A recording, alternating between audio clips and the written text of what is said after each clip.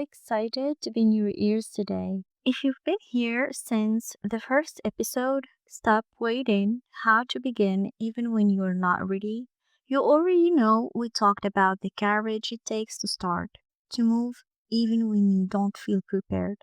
If you haven't listened to it yet, it's the right moment to do it. But this episode, this one's different. Because today, we're not just talking about starting, we're talking about stopping the habit of waiting altogether. It's about shifting from preparing for life to living it. What if the life you've been waiting for isn't in the future? It's right here, waiting for you to step into it.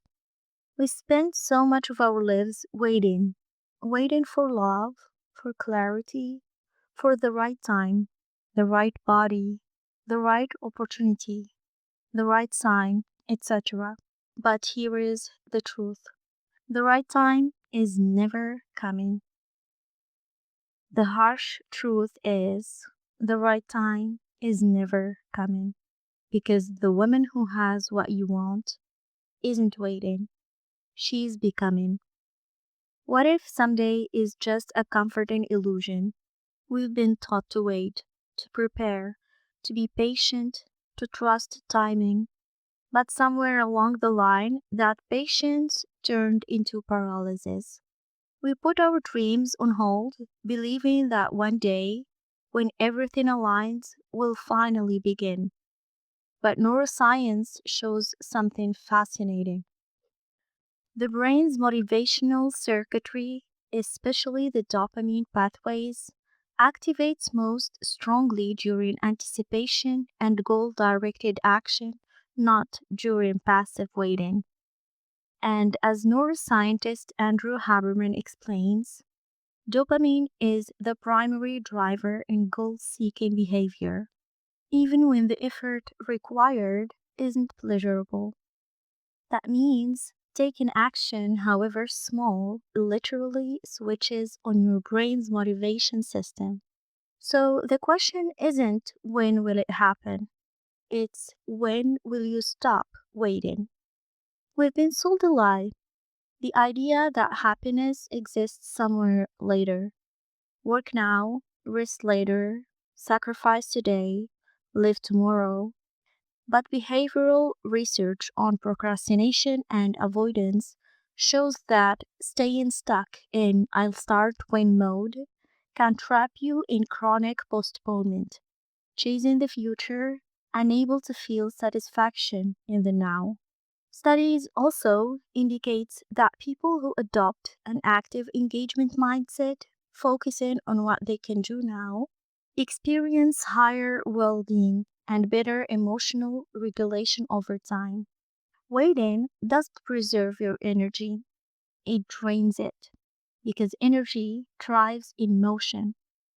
Every time you tell yourself, I'll start when, you're reinforcing inertia.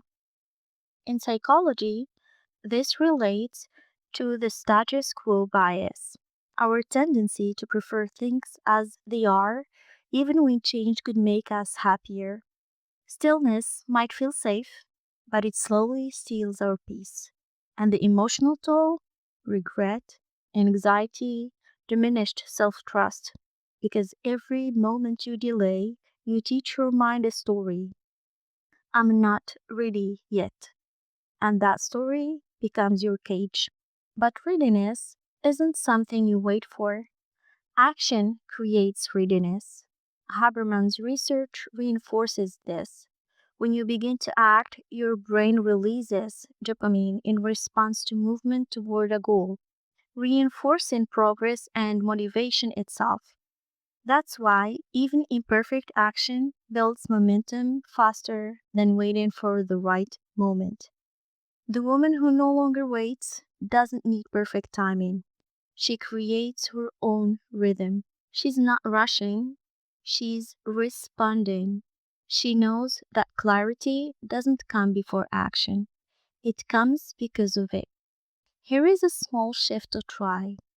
Instead of asking, am I ready? Ask, what can I do right now with what I have? Even the smallest action, sending that email, making that call, sketching that idea, signals to your nervous system, I'm safe to move forward. In clinical psychology, this principle echoes behavioral activation therapy, a proven method for overcoming stagnation and depression by reconnecting with purpose through small intentional steps. You're not here to be a spectator in your own story. You're the architect. And architects don't wait for inspiration, they build it brick by brick. So, what does that look like for you? It might mean signing up for that course, launching that business, saying yes to a friendship that feels aligned, or no to one that doesn't. It means showing up even when you're unsure, because confidence isn't born in stillness, it's built in doing. Psychologist Albert Bandura called this self efficacy, the belief in your ability to influence what happens in your life. Research shows that self efficacy grows through small, successful actions, not through waiting or overplanning. Another lie we've been told is that good things come to those who wait. But, sorry, no. Good things come to those who move with intention. Because waiting breeds fear, but action breeds trust in yourself, in life, and in timing. When you stop waiting, you stop outsourcing your worth to time and stop telling your dreams they need permission. And something beautiful happens. You begin to meet your life halfway. So here is your ignition point, your now. What's one thing you've been postponing? One dream that's been waiting on your Sunday.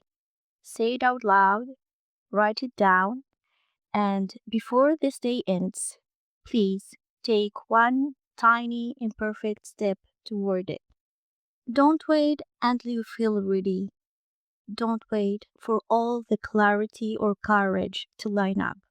Because courage isn't a prerequisite, it's a byproduct of movement. The woman who no longer waits doesn't rush, she moves with quiet conviction. She knows that time isn't something to be feared, it's something to be used. So stop waiting for the moment. Make the moment.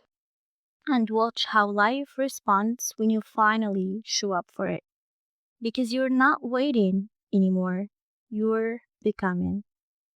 If this episode spoke to you, share it with a woman who's been waiting too long and remind her she already has everything she needs to begin. Thank you so much for spending this time with me. Until next time, stay graceful, stay powerful, and always wear your crown.